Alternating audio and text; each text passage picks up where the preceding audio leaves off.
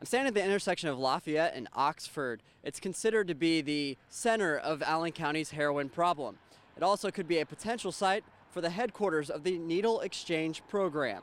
This is really something that affects the entire community, and we wanted people to understand that this isn't just a small problem. Even though it affects maybe less than 500 people, it's still a big issue, and it's going to be even bigger when these people start requiring medical care.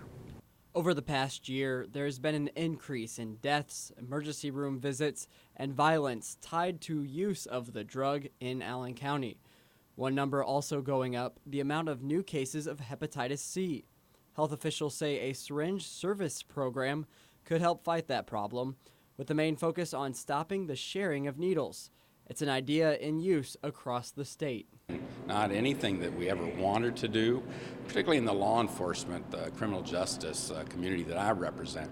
But this is a medical health emergency, and you can either address it as a medical health emergency or not.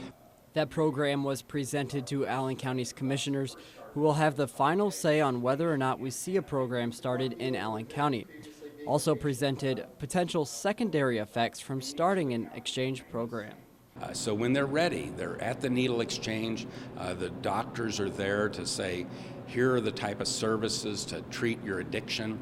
By turning in those dirty needles, we would lessen the exposure to law enforcement, paramedics, and firefighters by getting those dirty needles off the streets. A public hearing on the needle exchange program could happen within the next couple of weeks. That would then be followed by a final vote. Reporting from Fort Wayne's South Side, Darby, News Channel 15.